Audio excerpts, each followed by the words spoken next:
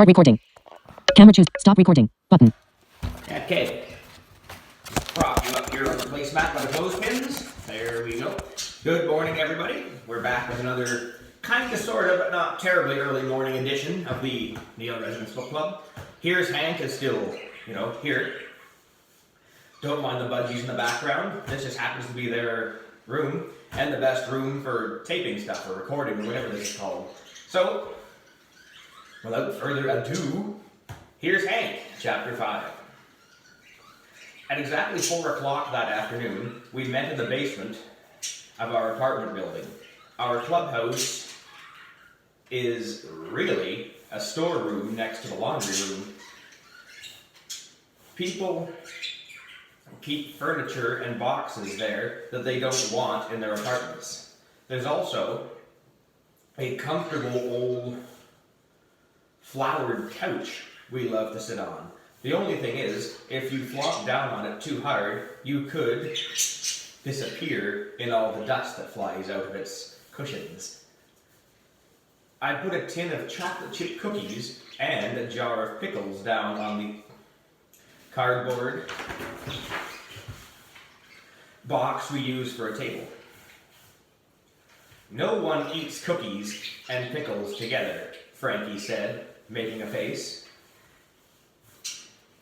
You don't eat them together, I explained. First, you take a mouthful of cookies. You swallow it, then go in for the pickle. Sweet, sour, sweet, sour. Trust me, your tongue is going to stand up and dance. Frankie and Ashley tried my cookie pickle combo, but it wasn't a big hit. Ew, they both said at once. Okay then, let's get down to business, I said. Mr. Rock said that for the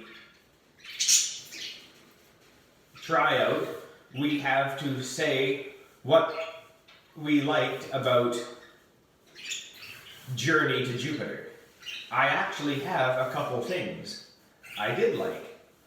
That's a good start, Frankie said. Like what? Yes, tell us, Mr. Zipper, Ashley said, imitating a teacher's voice.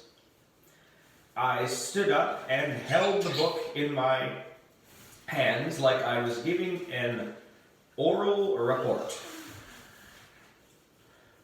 First of all, like the color of the cover, I began, I think books with purple covers have the best stories, and I like the smell of the paper. I also like that there are illustrations. Most of all, I like that when you put this book down on top of a bunch of papers, it stops them from blowing away in the wind. But Hank, Ashley said in a supportive voice, you have to tell what the story is about. That's a problem, because I haven't read the book, I said, flopping down onto the couch. That created a dust storm right there in the storage room. We all sneezed at once. I would do the imitation for you, but we don't want to get the phone screen covered in sneeze remnants. Oh well. There you go. Trifecta sneeze.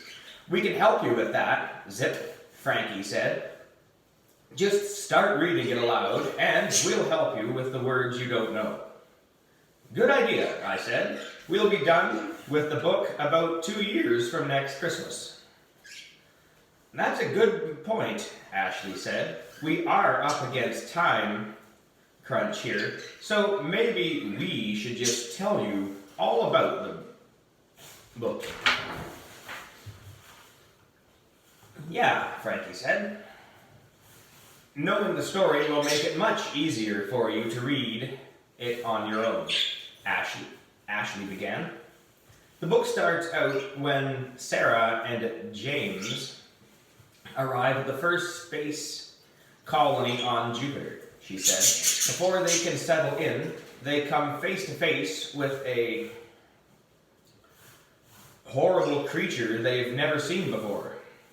It's huge and angry, Frankie went on, and chases them into the center of a superstorm. All of a sudden, it grabs them and holds them close to its sticky chest. Wow, that sounds so scary, I said. Yeah, Ashley agreed.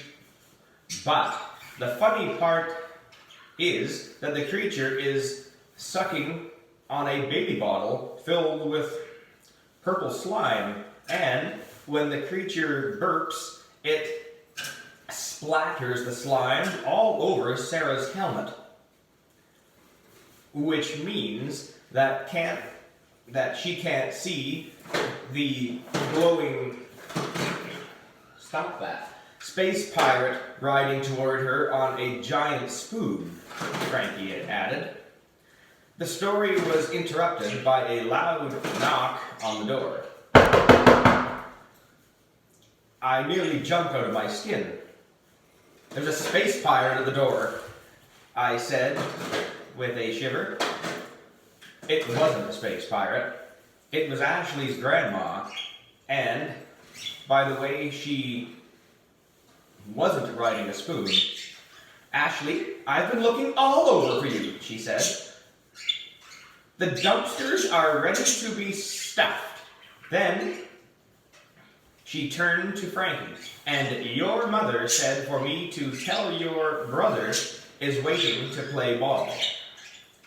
Looks like we have to go, Ashley said. But what about the rest of the story? I asked. Zip, we're so sorry, Frankie said. Ask someone in your family to help you read the rest of the book. Ask your dad. Right. There's a good idea. His other name is Mr. Patience.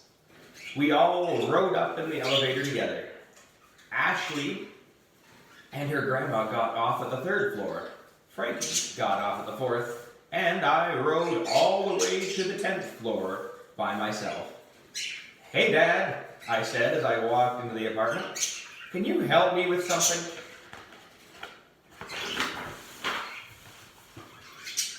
He was sitting at the dining room table in front of his computer.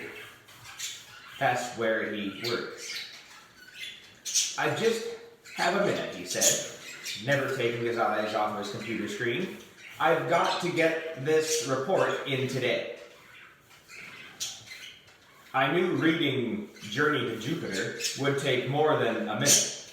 In fact, it might take more than a year. That's okay, Dad. I'll figure it out on my own. I slipped into my room. Cheerio followed me. Okay, Cheerio, it's you and me, I said, taking Journey to Jupiter out of my backpack. This is called a book. I know you want to chew it, but you can't because I have to read it. Cheerio sat down on the rug, and I sat down at my desk chair. This book takes place on Jupiter, I began. Cheerio yawned. I'm going to ask you not to yawn again, I told him. It's not good for my confidence. I pointed to the picture on the cover. This is Sarah, and this is James. Cheerio yawned again, this time letting out a little yip. Cheerio, didn't I just ask you not to do that? Come on. Give a guy a break. Messages. Now. Daniela Roccasalvo. Any ideas as to what's going on for tomorrow? No. Okay. Now, pay attention because I'm going to read the first page. And after that, only have 127 more to go. I cleared my throat and began. Journey to Jupiter by Paula Hart with illustrations by Scott Green. That's as far as I got. All of a sudden, Cheerio keeled over onto the rug. I mean, he went from being wide awake to snoring like a bear. Probably similar to that, but who knows. Okay, Hank, I said to myself, you can read this book on your own. Other people do. I moved from my chair to my bed, fluffed up my pillow, and put it behind my back. I took the book in my hands and turned to chapter 1. That's the last thing I remember, because in no time, I was snoring like a bear too. And we'll cut it off there and pick back up with chapter 6. Have a nice, fairly tropical, but not super yet humid day, and we'll see you probably Saturday morning before my marathon bike ride, or else maybe Sunday. Who knows? Anyway, take care, enjoy the chapter, and see ya. And don't mind the over-wide camera angle of my nose. Camera choose. Stop recording. Button.